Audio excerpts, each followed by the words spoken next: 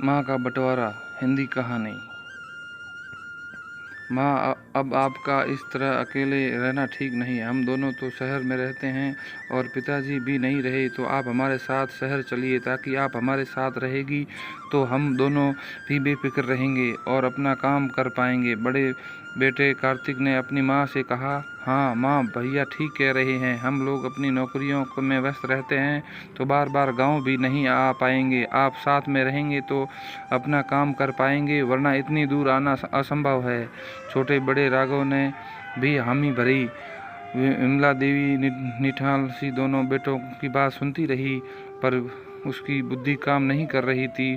अभी 15 दिनों पहले ही पति का निधन हुआ था और अब तक तो वो इस सदमे से उभरी ही नहीं पाई थी कि 40 सालों का हर पल का साथ था।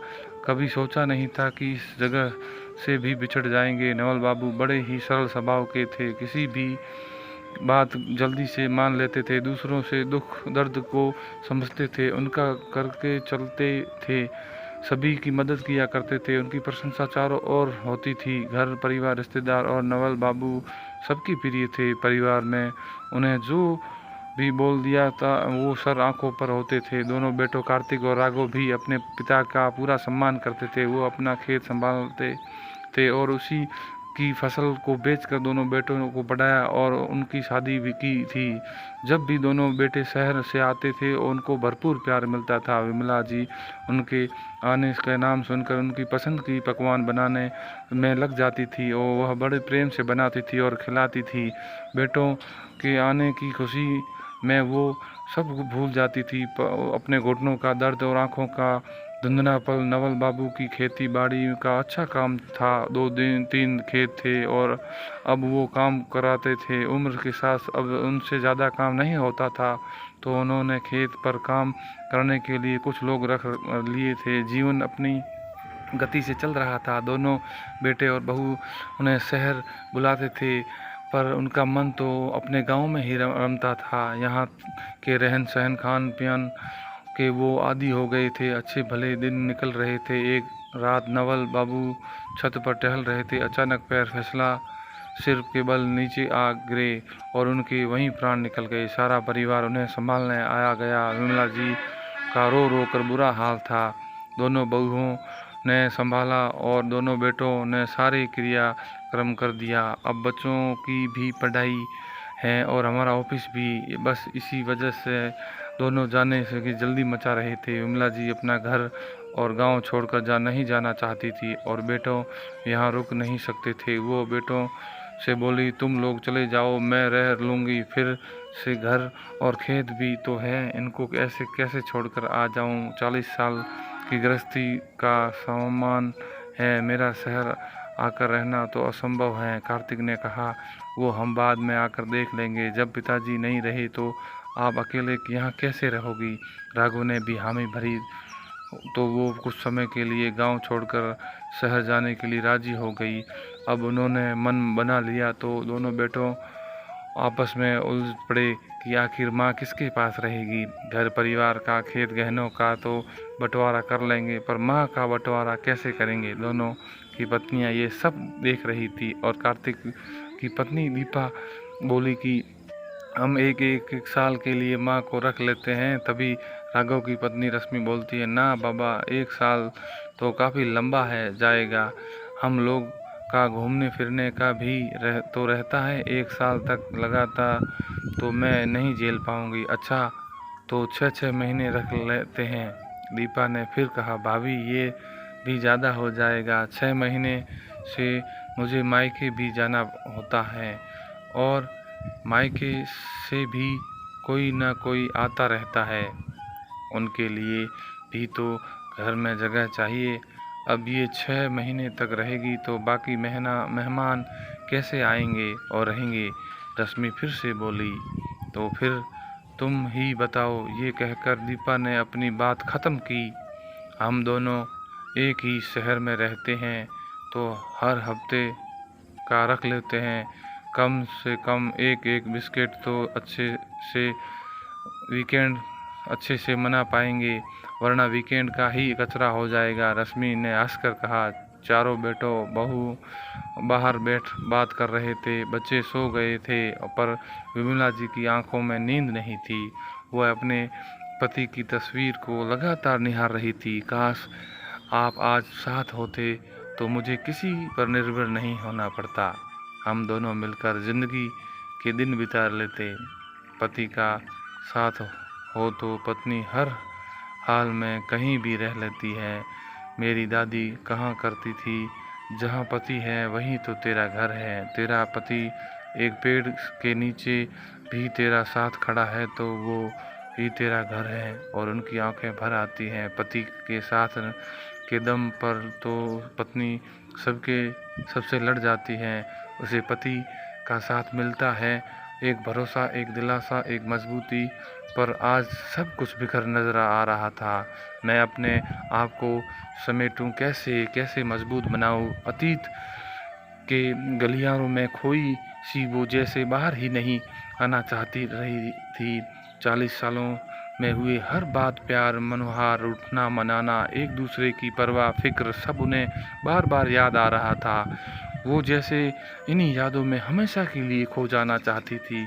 तभी दरवाजे पर कुंडी बजती है। वो अपने आंसू पोंछ कर दरवाज़ा खोलती है। कार्तिक कहता है, माँ अपना सामान बांध लो, आज मेरे साथ चल रही हो। विमला जी ने इनकार नहीं कर पाई। कुछ महीनों रह जाऊंगी तो बदलाव मिल जाएगा। और उन्होंने अपना सामान बांध लिया। तभी दीपा कहती है, माँ जी इतना सब ले जाने की ज़रूरत नहीं, सिर्फ आपके कपड़े रख लीजिए। वहाँ घर में आपकी पुरानी चीज़ों के लिए जगह नहीं है। विमला जी का माथा ठनका। अपने पति की तस्वीर को उनकी किताबों क्या अब पुरानी हो गई है? मेरा शादी का ये जोड़ा क्या अब पुराना हो गया? बच्चों के बचपन के खिलौने क्या अब पुराने हो गए हैं? इनका कोई मोल नहीं रहा। वो थोड़ी देर के लिए टूटी थी, पर फिर से जुड़ गई। और सब सामान रख के अपने कपड़े और कुछ पूजा का सामान रख लिया। अपने घर, मोहल्ले, गांव से दूर जाने का दुख उन्हें मन ही मन में सलाता रहा। और वो सारी कदमों से बाहर आ गई। कार कार्तिक के घर जाकर रुकी। कार्तिक का फ्लैट चौथी मंजिल पर था। लिफ्ट आ ही नहीं रही थी तो वो सीढ़ियां चढ़कर ऊपर आ गई। बड़े दिनों बाद चढ़ी थी तो हाँफ गई। अंदर बैठते ही बोली, बहू पानी पिला दी, कंठ सूखा जा रहा है। तभी कार्तिक बोलता, माँ वो भी तो सफ़र करके आई है, थक गई है। रसोई वो सामने ही है तो आप खुद जाकर पी लीजिए। वो उठी और रसोई में मटकी ढूंढती रही, पर उन्हें मटकी नहीं मिली। उन्होंने कार्तिक को आवाज़ लगाई कि यहाँ तो पानी की मटकी ही नहीं है। तभी बच्चे बोलते हैं, दादी आरओ से पानी ले लीजिए, यहाँ मटकी नहीं है। उन्होंने पहली बार आरओ देखा तो उन्हें कुछ समझ नहीं आया। फिर कोशिश की तो एक गिलास पानी लेकर पी लिया। अब उन्हें थोड़ी भूख लगने लगी थी। बहू तो कमरे में जाकर बैठ गई थी। माँ हमारा खाना तो होटल से आ रहा है, अब आप तो बाहर का कुछ खाएंगी नहीं तो कुछ बना लीजिए।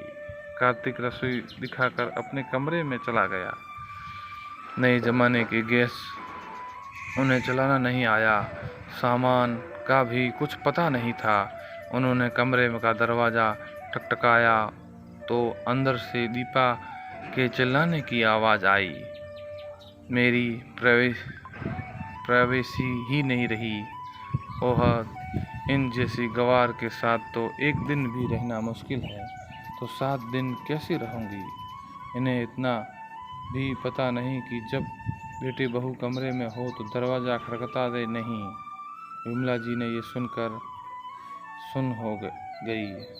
अपने थैले में थोड़े चने रखे थे, वो ही निकाल कर खा लिए और बाहर ही कमरे में लेट गई। थोड़ी देर बाद दरवाजे की घंटी बजती है तो होटल से खाना आता है। कार्तिक खाना और बच्चों को लेकर कमरे में चला जाता है और विमला जी ही लेटी रहती है। शाम को कमरा खुलता है। कार्तिक, मैं कहाँ पर अपना सामान रखूं? आप इधर स्टोर रूम में रख लीजिए। और वो टीवी देखने लगता है। दीपा दिन भर थकान उतारने के बाद रात को रसोई में जाती है। बहू, मैं कुछ मदद करवा दूं?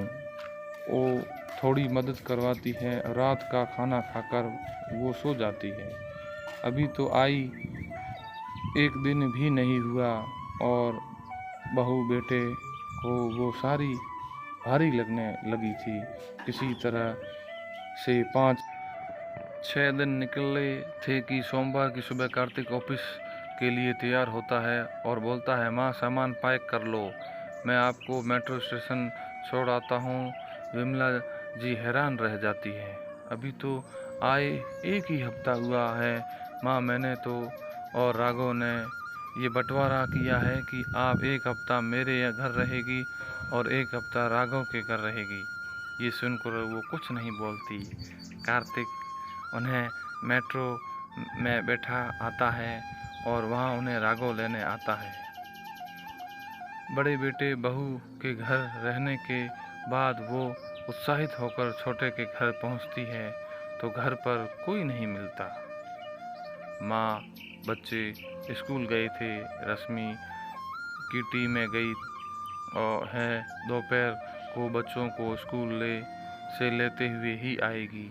मैं ऑफिस जा रहा हूँ, रसोई में कुछ रखा होगा, लेकर खा लीजिएगा। ये कहकर राघव चला गया। वो रसोई में गई, कैसरोल में 2 रात की रोटी और साथ में अचार रखा। ओहो, बहू ने मेरे आने की खुशी में ये खाना बनाया है।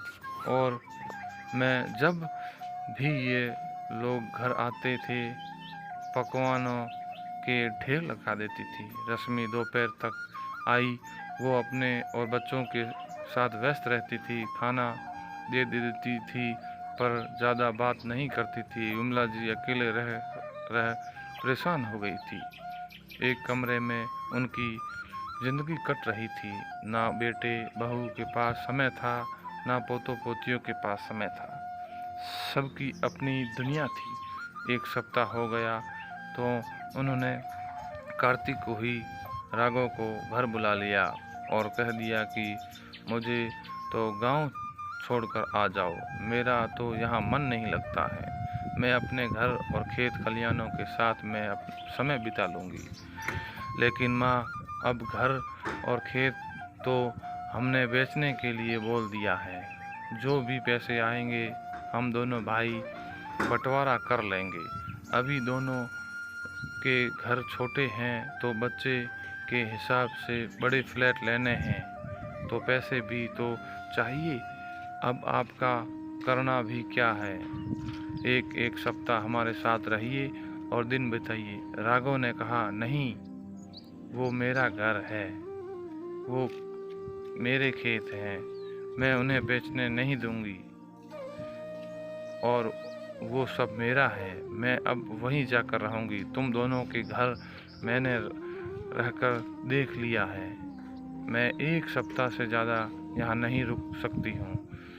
तुमने माँ को अनोखा बंटवारा किया है, अब घर खेत बंटवारा नहीं करने दूंगी। माँ का स्वागत ऐसे किया जाता है। कार्तिक, तूने परिवार के साथ कमरे में बंद होकर खाना खा लिया और माँ बाहर भूखी ही बैठी रह गई। और राघव, तूने पहली बार तेरे घर आई तो रात की ठंडी रोटी और अचार खिलाया, जो माँ तुम्हें सबके लिए पकवान बनाती थी। उन्हें 2 रोटी भी तुम पर भारी पड़ गई। तुम दोनों गांव का घर और खेत बेचकर नया घर लोगे। बच्चों के लिए कमरा लेने को कह रहे हो और माँ के लिए कोई कमरा नहीं। माँ तो स्टोर रूम में रह लेगी ना। ये सुनते ही दोनों भाइयों की नज़रें झुक गई। वो कुछ ना कह पाए। मेरा गांव का घर नहीं बिकेगा, ना ही खेत बिकेंगे और ना ही अंतिम समय तक वहीं रहूंगी। यही मेरा आखिरी फैसला है।